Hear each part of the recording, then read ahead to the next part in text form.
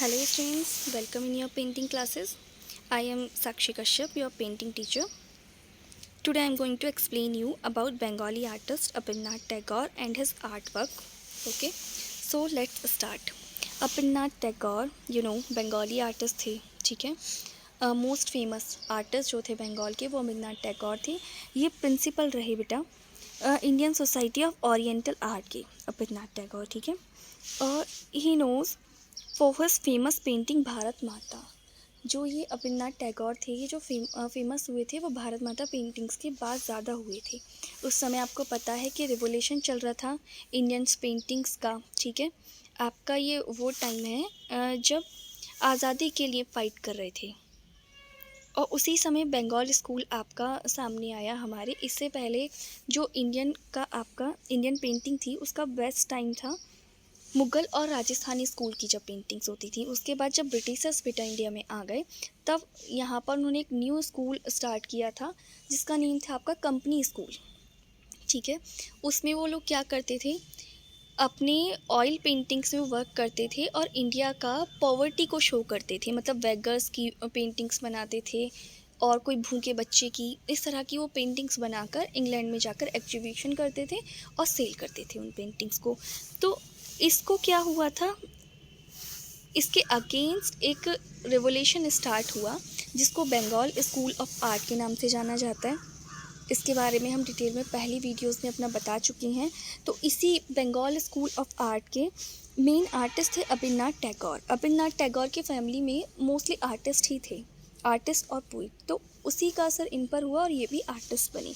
इनका बर्थ हुआ था 7 अगस्त 1871 को फेमस टैगोर फैमिली एट जोड़ासाको इन कोलकाता, ठीक है. कोलकाता में ये पैदा हुए थे जोड़ासाको में. और इनके चाचा जो अंकल थे वो थे रविन्द्रनाथ टैगोर जो नोबेल प्राइज़ विनर थे, आपको पता है. और इनके कज़न थे एक गगनेन्द्रनाथ टैगोर जो पेंटर्स थे, ठीक है. डेथ हुई थी इनकी 1951 AD को. He was dedicated to art like his grandfather, father and elder brother, ठीक है. इनके ग्रैंडफादर कौन थे, रविन्द्रनाथ टैगोर थे, ठीक है. और एल्डर ब्रदर आपके गगनेन्द्रनाथ टैगोर. टैगोर फैमिली में मोस्टली आर्टिस्ट थे तो उसी की वजह से ये भी आर्टिस्ट बने. खुद आ ही जाता है, जैसे हमारे घर का माहौल होता है हम भी वैसे ही हो जाते हैं, बन जाते हैं.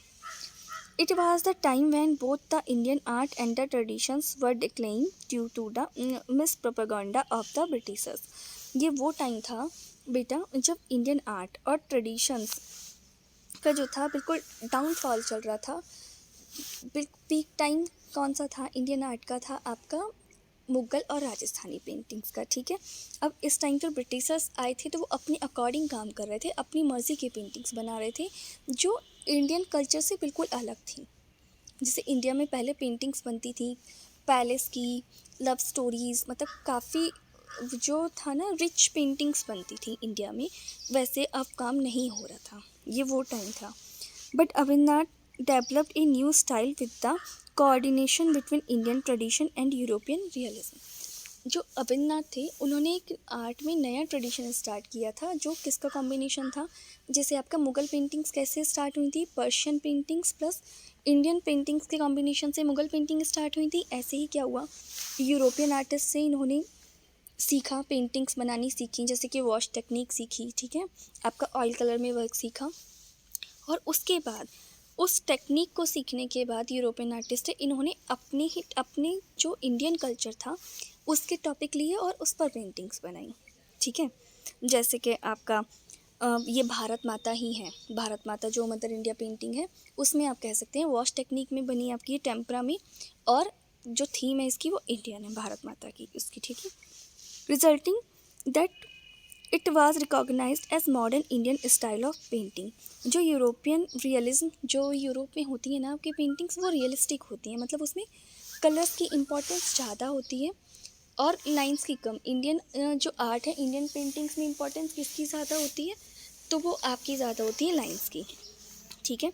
इन दोनों की मतलब इंडियन तो उन्होंने थीम ली और जो टेक्निक थी वो यूरोपियन थी, उसके जो कॉम्बिनेशन से पेंटिंग्स बनी तो उसको क्या बोला गया बेटा, modern Indian style of painting.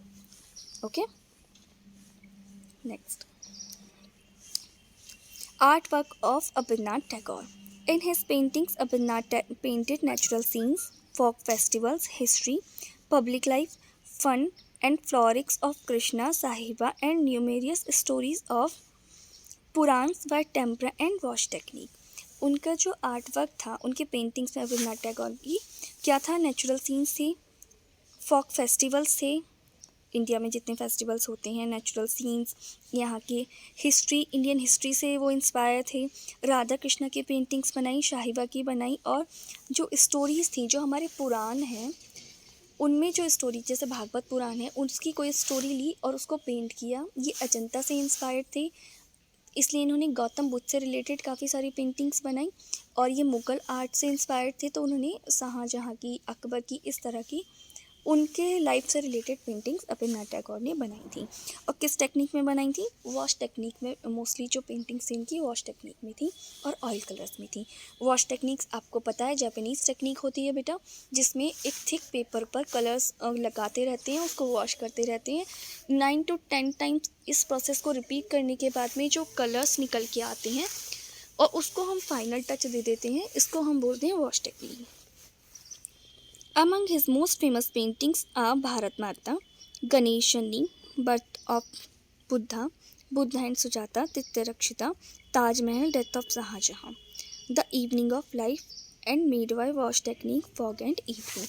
इनकी जो पेंटिंग्स थी उसमें क्या था बेटा? गणेशनी। लुक एट दिस पिक्चर, ये पिक्चर है आपका गणेशनी जो अभिनाथ टैगोर की है वॉश टेक्निक में।